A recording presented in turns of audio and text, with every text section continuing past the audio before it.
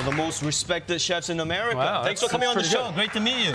Likewise. Great person as well. Your book, cookbook and memoir. Right. You've managed to trick us into reading about your story in between. You kind of hide it in between these recipes here, and it's well written. I encourage everyone to go read it. You know, for a chef, the stereotype is everyone's very angry, but you write this with so much love. What is the real you? Well, is it this? It's this.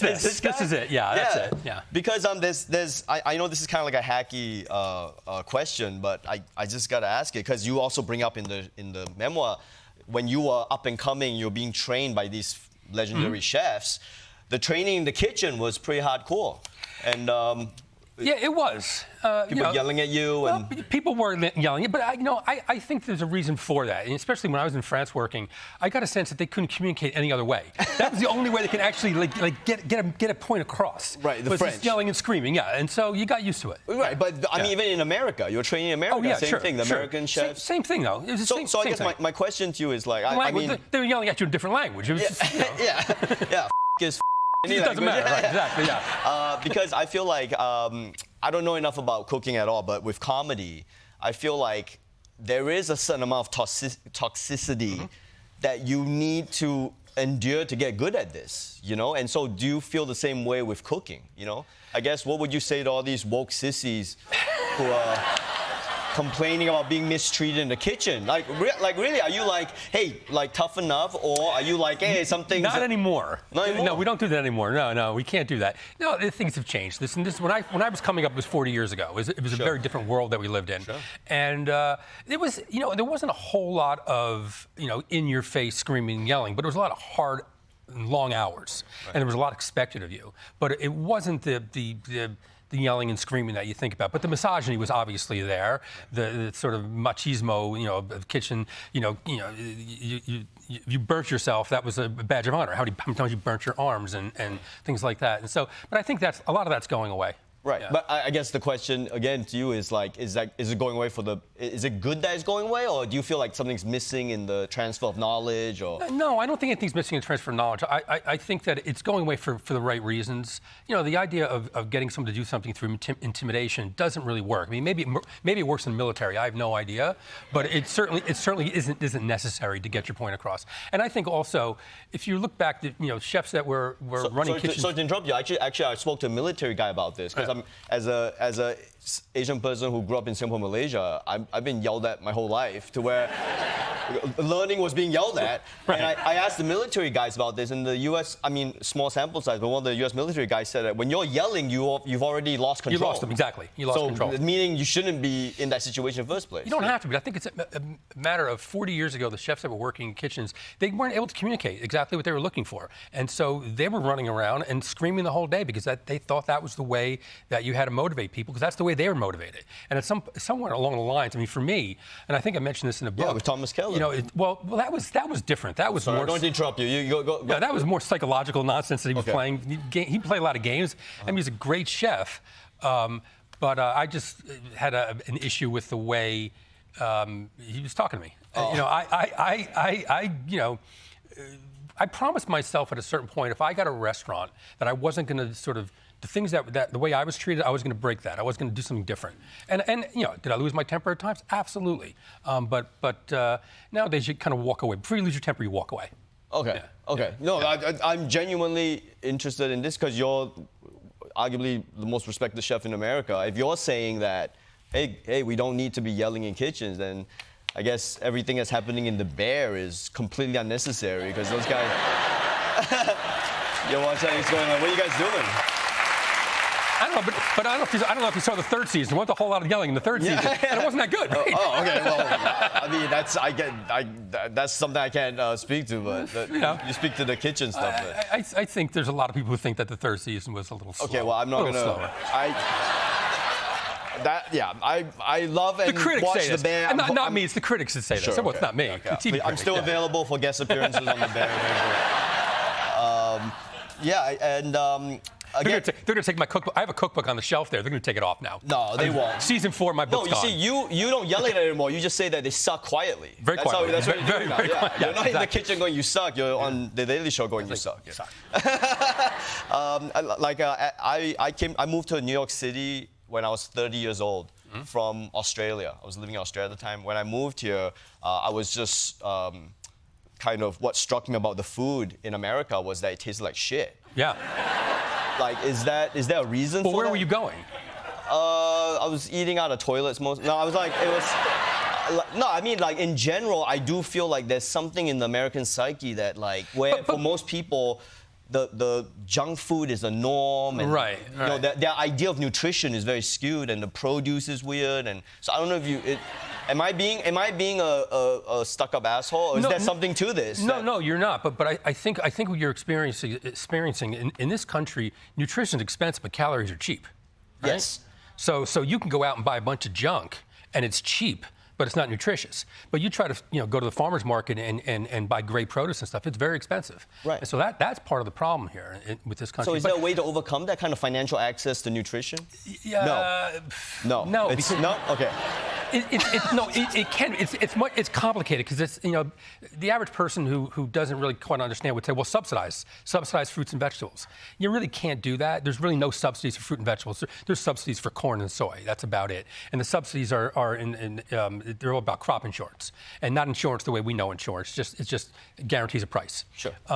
So some people say that maybe what we can do is if you put enough research and development behind figuring out ways to grow more fruits and vegetables on the same acreage, then you'll have more in the system and prices will come down. But that's not happening. That's not happening. No. The government looks at fruits and vegetables and they're actually labeled specialty crops. Okay. They don't pay attention to them at all. Okay. So we do eat like shit, and there's no way to change this in the near future. No, but what is American food? Right, because when you came to America, you thought you were eating American food, but what were you? You were eating eating food by the pound at a bodega, which was. Well, I was amazed that Americans eat. When I came here, I was like, oh, New Yorkers are Americans. A lot of chopped cheese for you, huh? Right, and I was like, you know, these guys eat food by the pound. They measure it by the pound. No respect for how they cook it. They just.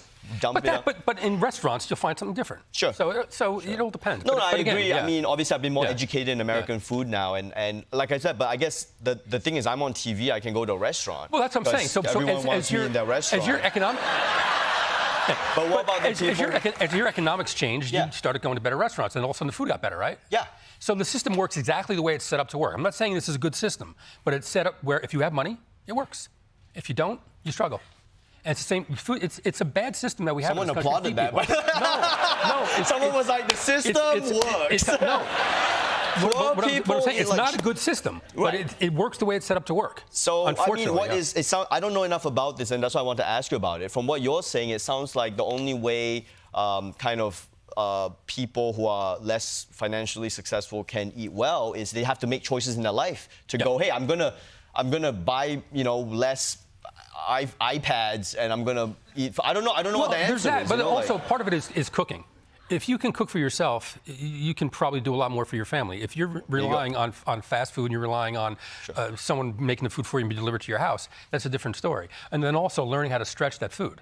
Learning how to use it all, learning how to use leftovers, and so you can stretch. I mean, I think the numbers now, roughly a quarter of what is purchased at home gets wasted. 25% of what you purchase at home goes in the garbage. Okay. And so that's a good start. So we're talking about food waste, which is another big problem. I said that's a bad thing, and it's a good place to start. It's a good place to start. That. Okay, right. Okay, I mean, listen, I think if they started teaching home economics in school again, that would be great. Okay, that would really be great. Did they stop doing that? No. In fact, they're going to get rid of the whole education system nowadays. Now we don't know education. So exactly, it doesn't matter. Yeah. So nothing matters anyway. I guess everyone's going to be dumb and unhealthy. Exactly. Yeah. How long do you think? 4 years? We have over 4 years before. I mean, you touched upon this just now, but like, is there any? Like 11 Madison, one of the most famous restaurants in the world, and your friend. Vegan restaurant. Yeah. Yeah, it became vegan. Mm-hmm.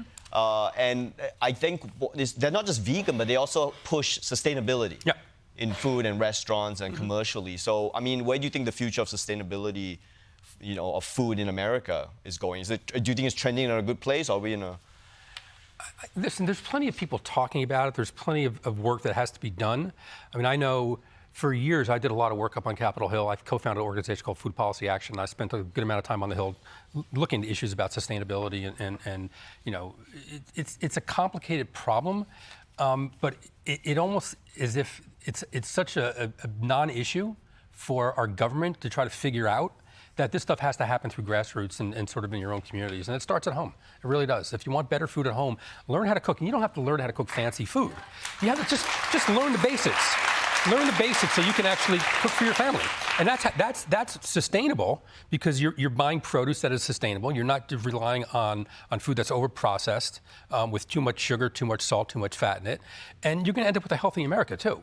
And so yeah, but it's a complex problem because our system isn't set up to actually get fresh food to the masses. It's set up to get processed food to the masses. So, yeah, that's bad. It is bad. Yeah. So like, but you can. I don't know if the government's going to fix this problem. I think this has to happen in communities and in your homes, in your actual homes and communities. I think a great place would be school lunch. I mean, that's one place that I think we could do a lot better. And there are some great chefs that, I mean, the chef at one of the most famous restaurants in the world in Copenhagen, Noma, one of the chefs there decided that he didn't want to cook in fancy restaurants anymore and started cooking in school lunch programs and started a whole program called Brigade where he's trying to get professional chefs into schools. I mean, right now, everything that's in schools is all mass produced. And so I think we need to start there. Also, I think school lunch should be universally free across the board. Okay, yeah. All right, cool. But that guy's not doing it in America, right? He's doing it in, where is he doing it in? No, it's in America. Oh, he's doing it in America? Yeah, he's oh, doing it in America, where is he doing it? I want to go to the school. I believe he started in Connecticut, but now he's branching out. Okay, free lunch in Connecticut. I got to head down there. And I got to enroll there. Yeah. But, Chef, listen, I really appreciate you coming on the show. Yeah. Hey, you're American legend. Thanks for trying to help everyone eat properly. I'm sorry no one's listening to you. I wish we could all eat better. It's all going to change after tonight. Okay, yeah, thank you for all that you do. Hey, everybody, Why I Cook is available now. Chef Tom Colicchio.